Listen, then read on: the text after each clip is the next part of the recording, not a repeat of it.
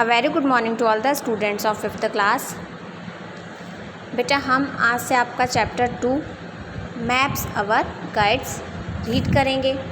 इस चैप्टर में हम क्या क्या पढ़ेंगे। इंट्रोडक्शन के चैप्टर का इंट्रोडक्शन है, मैप क्या होते हैं, कलर स्कीम क्या होती है, सिम्बॉल्स क्या होते हैं, लैंग्वेज ऑफ मैप क्या होती है, डायरेक्शन और स्केल। स्टार्ट करते हैं। We already know that the globe is a model of earth. हमने पहले चैप्टर में ही पढ़ लिया था कि ग्लोब क्या है, मॉडल है किसका, अर्थ का। Through it is easy to use, it give a very little information. अगर हम सिर्फ इसी का यूज़ करें तो ईजी तो है, लेकिन ये हमें इतनी ज़्यादा इन्फॉर्मेशन प्रोवाइड नहीं करवा पाता है। कौन, globe. It is impossible to get information about the small things such as a district, village और स्टेट। अब छोटी छोटी बातों की इन्फॉर्मेशन हमें ग्लोब से पता नहीं चल सकती, जैसे डिस्ट्रिक्ट या किसी गांव के बारे में या किसी स्टेट के बारे में। Besides it is also not possible to carry the globe around. और ये भी पॉसिबल नहीं है कि आप हर जगह जाएं तो ग्लोब को अपने साथ लेकर जाएं। फॉर दिस रीज़न, इसी कारण से maps need to be use, इसीलिए मैप का यूज़ किया जाता है। नक्शे जिसे हम कहते हैं हिंदी में। अब मैप क्या होता है, मतलब नक्शे का मतलब क्या होता है। A map is made on a flat surface like paper. तो जो मैप होते हैं ये एक पेपर पे बनाए जाते हैं, जो क्या होते हैं, फ्लैट होते हैं। लेकिन ग्लोब कैसी होती है, राउंड होती है, हमारी बॉल जैसी होती है।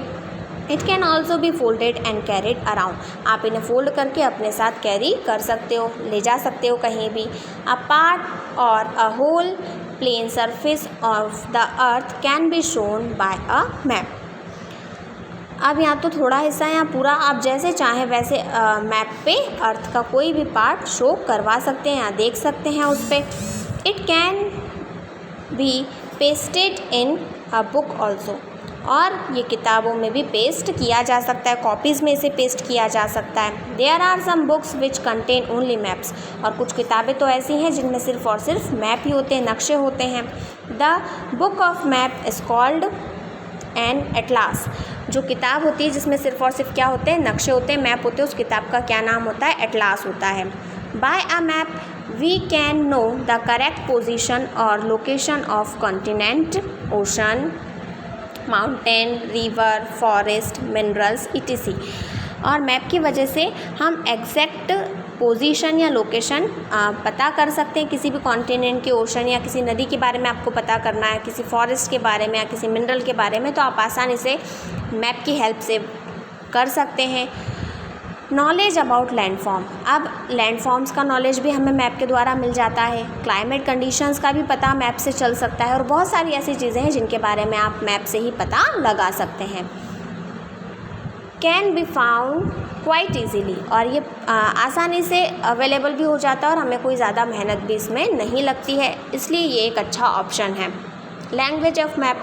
अब मैप को पढ़ा कैसे जाता है या भरा कैसे जाता है या समझ कैसे सकते हैं।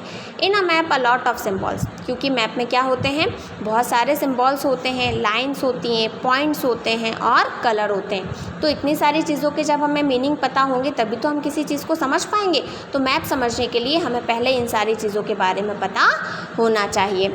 Are used which together are known as a language of map. और यही सब साथ में मिलकर एक मैप के अंदर होते हैं, तो उसे क्या कहा जाता है, लैंग्वेज ऑफ मैप, जिसकी वजह से हम मैप को आसानी से रीड कर सकते हैं या समझ सकते हैं। टू अंडरस्टैंड अ मैप, अगर हम मैप को समझने की कोशिश करें, we have to master its language. तो हमें पहले उसकी लैंग्वेज को पढ़ना होगा, समझना होगा। अब नेक्स्ट टॉपिक है हमारा डायरेक्शंस, दिशाएं। आप सब जानते हो टोटल दिशा कितनी होती हैं, 4 होती हैं, पूर्व, पश्चिम, उत्तर, दक्षिण। और अगर इसे हम इंग्लिश में कहें तो ईस्ट, वेस्ट और north, south. There are 4 direction in map. तो मैप में भी सेम 4 डायरेक्शन होती हैं, east, west, north and south, पूर्व, पश्चिम और उत्तर और दक्षिण। टू अंडरस्टैंड द डायरेक्शन, अगर हम इन दिशाओं को समझने की कोशिश करें किसी मैप पे, spread on a map on a table. तो आप एक मैप लो और टेबल पे रख दो। The upper part always depict the north.